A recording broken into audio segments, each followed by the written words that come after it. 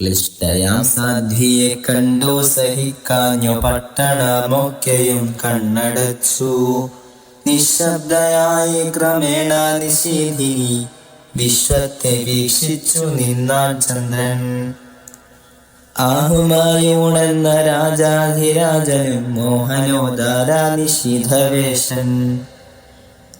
ധൂപമാലാദിതൻ തൂമണം വീശുന്ന ദീപോജ്വലിതമാം പള്ളിമച്ചിൽ ചന്തം തികഞ്ഞൊരു ചന്ദനക്കട്ടിലിൽ വെന്തനിപ്പട്ടു കിടക്ക തന്മേൽ ഏകാഗിയായി ശയിച്ചരുളിടിനാൻ സൈകരത്തിട്ടിൽ ഗജേന്ദ്രൻ പോലെ. നിദ്രക്കനുമതി കിട്ടിക്കഴിഞ്ഞിട്ടില്ല തിരുനെറ്റി തലോടിക്കൊള്ളുവാൻ. എന്തോ വിചാരത്തിൽ സഞ്ചാരം ചെയ്യുകയാം ഹന്തമഹീശന്റെ അന്തരംഗം. കൊട്ടാരം ചിന്തയാൽ ജാഗരം കൊള്ളുന്നു കൊച്ചു കുടിൽ കത്രേ നിദ്രാസുഖം. എന്നാലവിടെ കുരാജതന്ത്രത്തിലല്ലിന്നേര ബുദ്ധിയെന്നൂഹിക്കുന്നേൻ. താരനേർ കണ്ണു വിടർന്നു തെളിയുന്നു ധീരമാം വക്രത്തിൽ ശൃംഗാരവും.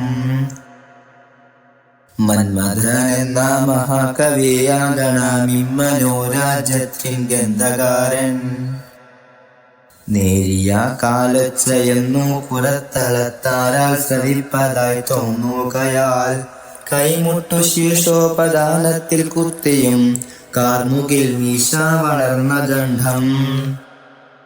മാറ്റുകൂടുന്ന ത്രിക്കൈത്താരിൽ ചായ്ച്ചു മുന്നേറ്റു ചിരിഞ്ഞു കിടന്നാൻ ഭൂപൻ.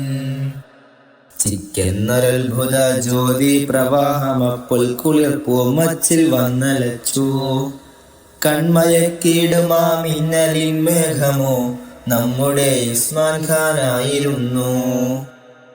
ആയവൻ എപ്പോഴും ചെല്ലാം തിരുമുമ്പിൽ ആരും തടയില്ലരുളപ്പാടാൽ.